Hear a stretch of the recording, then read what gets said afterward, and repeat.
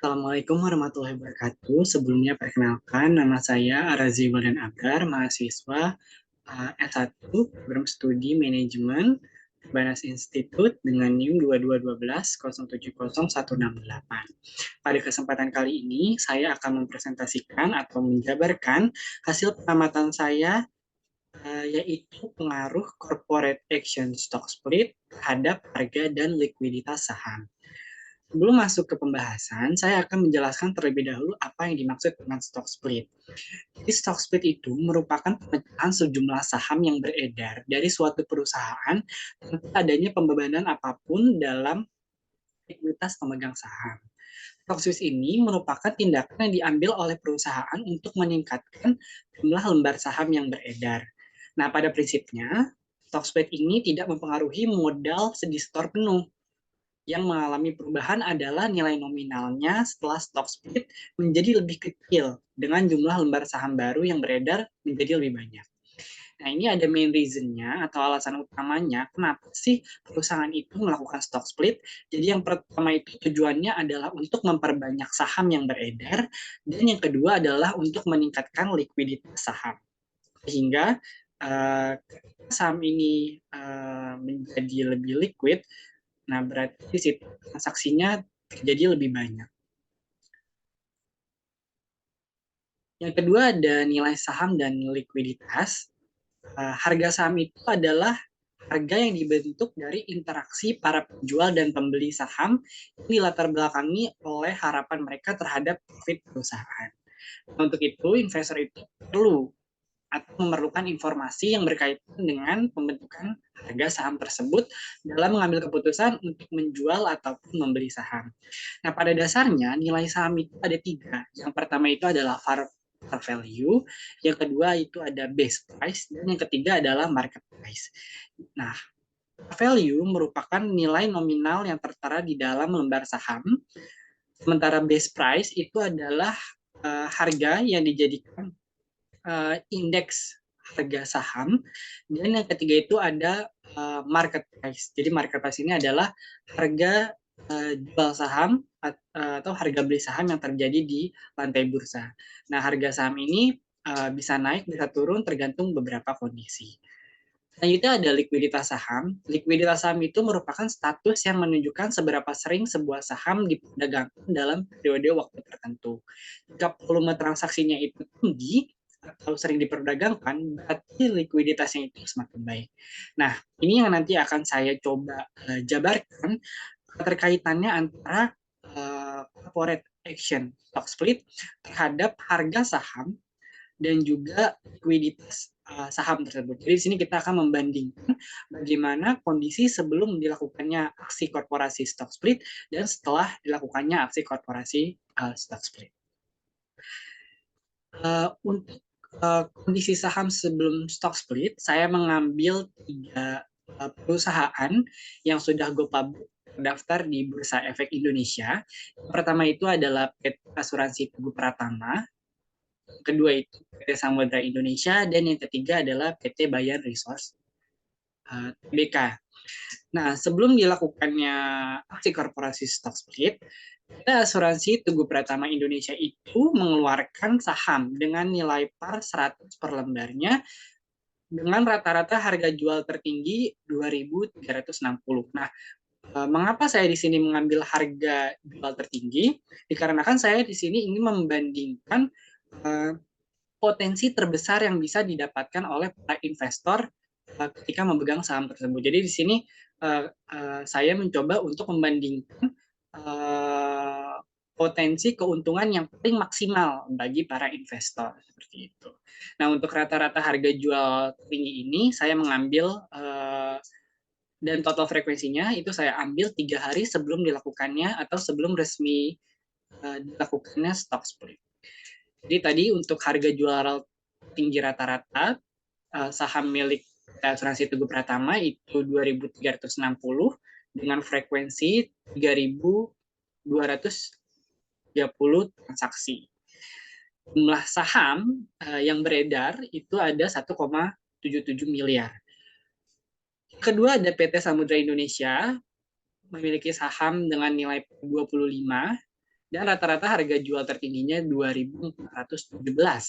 Frekuensi penjualannya selama 3 hari sebelum dilakukannya stock split yaitu 20.864 transaksi. Dengan jumlah lembar saham yang ada itu 3.275 miliar. Yang ketiga ini ada Bayer Resource TBK, punya saham dengan nilai per lembarnya 100, harga jual tertinggi rata-ratanya selama 3 hari sebelum dilakukannya stock split adalah 95.042 dan frekuensinya di sini 262 sama 3 hari terakhir.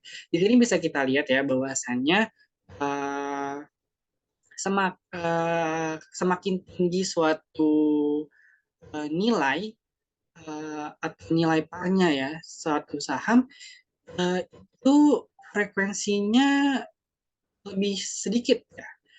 Dan menurut pengamatan saya, kenapa lebih sedikit? Karena dengan harga atau nilai par yang tinggi, itu tidak semua orang bisa menjangkau, tidak semua orang bisa memiliki saham tersebut.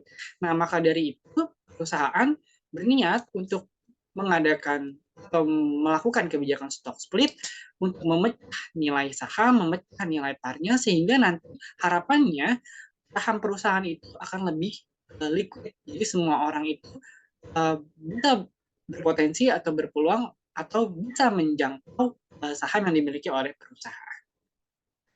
Selanjutnya ada kebijakan stock split. Ini ada kebijakan stock split dari 3 perusahaan yang tadi sudah saya sebutkan. Jadi perusahaan yang pertama, perusahaan asuransi Tugu Pratama, itu berdasarkan RUPS tanggal 28 April 2023 menetapkan kebijakan stock split dengan rasio 1:2 dan mulai berlaku di pasar saham pada tanggal 24 Mei 2023. Nah, untuk nilai sebelumnya yang tadinya 100, kemudian stock split rasio 1:2 sehingga setelahnya nilai saham PT Asuransi Tugu Pratama menjadi 50. Nah, ini juga berdampak pada jumlah saham yang beredar. Tadi sudah saya sebutkan bahwasanya stock split itu nanti akan meningkatkan jumlah lembar saham. Jadi yang sebelumnya ada 1,77 miliar dikali 2. Jadi ada 3,55 miliar. Nah, mungkin ini ada sedikit informasi. Jadi asuransi Tugu Pratama ini untuk kepemilikan sahamnya itu paling besar dipegang oleh PT Pertamina Persero sebesar 58,5% dengan kapitalisasinya sekitar 2 miliar 80 juta. Nah, selanjutnya Samudra Indonesia TBK itu dia berdasarkan RUPS tanggal 2 November 2022 menetapkan akan mengadakan stock split dengan rasio 1:5 dan mulai berlaku di pasar saham pada tanggal 31 Januari 2023. Nilai pernya yang sebelumnya 25 di stock split dengan rasio 1:5 sehingga nilai per lembar sahamnya menjadi Rp5. Untuk jumlah sahamnya sebelumnya ada 3,275 miliar, setelah stock split jadi dikali 5 ada 16,375 miliar. Pemilikan sahamnya itu paling banyak dipegang oleh Samudra Indonesia Tangguh, itu ada 57,9%. Yang kedua itu dipegang oleh Pengurat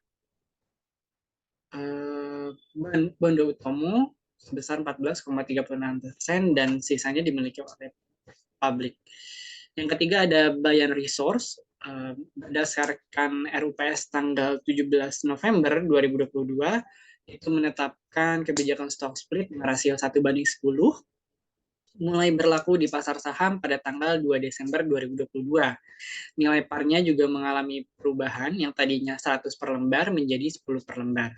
Dan jumlah saham yang beredar yang tadinya ada 3,333 miliar karena rasionya 10 berarti kita kali 10 jadi ada 33,333 miliar yang ada di pasar saham. Nah, ini selanjutnya ada kondisi saham setelah stock split.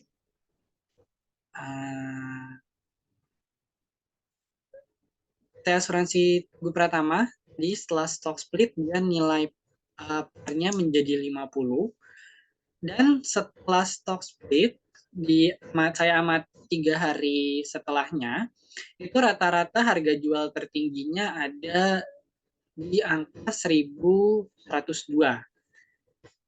Nah, dengan rasio 1:2, di sini saya akan mengalihkan 2 untuk membandingkan dengan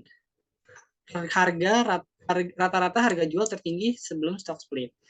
Nah, setelah stock split, ternyata didapatkan dibandingkan harganya itu menjadi 2.204. Nah, ini ada selisih dengan rata-rata harga jual tertinggi sebelum stock split itu sebesar 556. Nah, untuk yang pertama, PT Asuransi Tugu Pratama ini ternyata setelah stock split itu harga sahamnya, keuntungan tertinggi yang bisa didapatkan oleh para investor ternyata cenderung mengalami kerugian. Per lembarnya sekitar 156 rupiah. Nah, yang kedua itu ada PT Samudra Indonesia. Setelah stock split nilai parnya menjadi 5, yang tadinya 25. Harga jual tertinggi rata-rata selama 3 hari setelah stock split itu menjadi 453,3. Nah, karena tadi dia menerapkan dengan rasio 1:5, maka di sini saya kali 5 menjadi 2.266,5. Nah, jika dibandingkan dengan sebelum stock split, itu ada selisih minus 150,5. Nah, berarti di sini PT Samudra Indonesia, investornya juga setelah stock split ternyata cenderung mengalami kerugian ya, atau kehilangan potensi keuntungan maksimal sebesar 150,5. Dan yang terakhir ada PT Bayan Resource Tbk. Setelah stock split nilai parnya menjadi 10, yang tadinya 100. Harga jual tertingginya menjadi 13.725. Karena tadi rasio stock splitnya 1:10, maka saya kali 10 menjadi 137.250. Nah, ini ada selisih tambah atau selisih lebihnya jika dibandingkan dengan sebelum stock split sebesar 42.208. Nah, dari tabel ini bisa kita lihat bahwasannya di antara ketiga perusahaan ini hanya Bayan Resource saja yang ternyata setelah menerapkan kebijakan stock split, potensi keuntungan maksimal yang bisa didapatkan oleh para investor pemegang saham perusahaan tersebut menjadi lebih baik atau lebih menguntungkan. Sementara untuk PT Asuransi Tugu Pratama dan PT Samudra Indonesia ini mengalami sedikit kerugian ya. Jadi nilai jualnya atau keuntungan maksimal yang bisa didapatkan ternyata lebih rendah dibandingkan dengan sebelum stock split. Setelah membandingkan harga saham sebelum dan sesudah stock split, jadi saya katakan bahwasanya kita akan mengamati juga likuiditas sahamnya.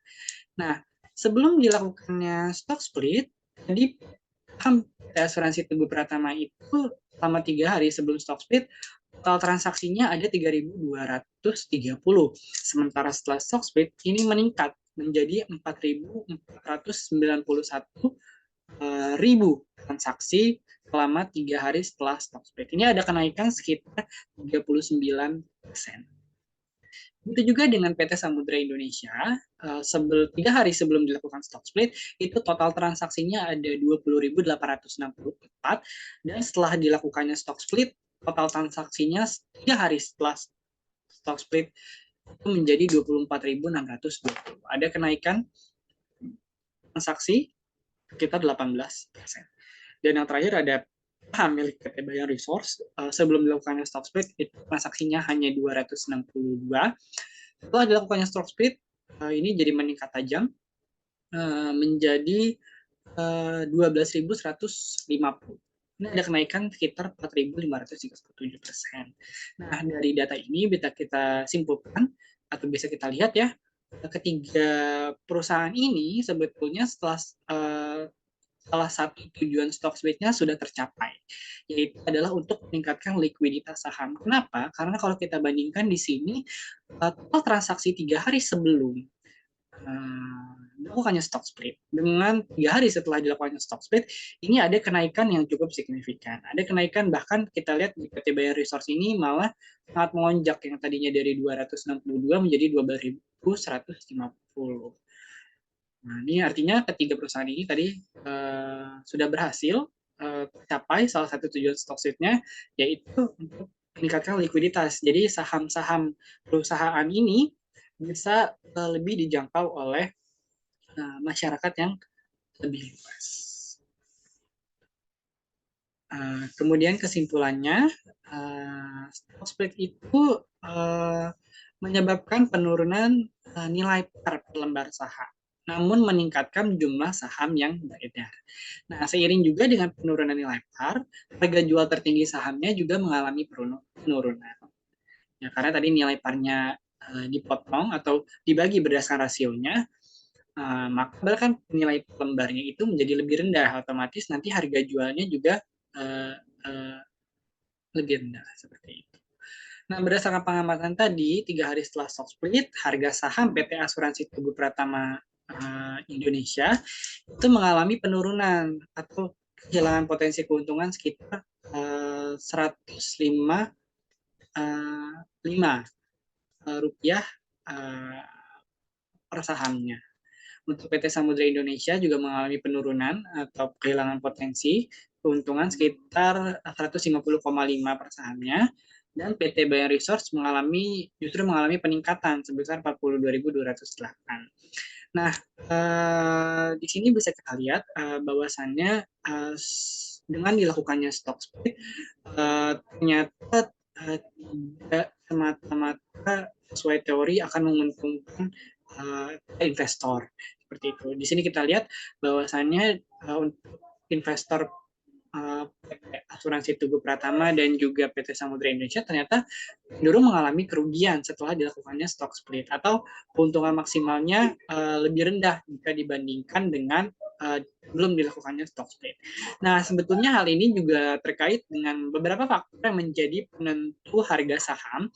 Jadi ada faktor-faktor lain yang menyebabkan harga saham itu menjadi turun. Yang pertama itu ada karena kebijakan perusahaan.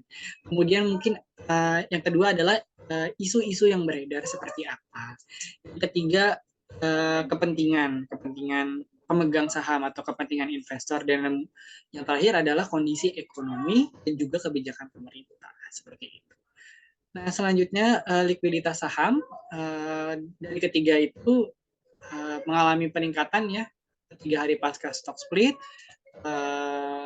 Kalau asuransi PT Tugu Pratama Indonesia mengalami peningkatan 39%, di Samudra Indonesia mengalami peningkatan 80%, dan Bayan Resource mengalami peningkatan 4.357. Mungkin sekian yang bisa saya paparkan terkait dengan pengamatan saya terkait dengan pengaruh corporate action stock split terhadap harga dan likuiditas saham di bursa efek milik perusahaan yang sudah go public dan terdaftar di Bursa Efek Indonesia. Dan terima kasih. Wassalamualaikum warahmatullahi wabarakatuh.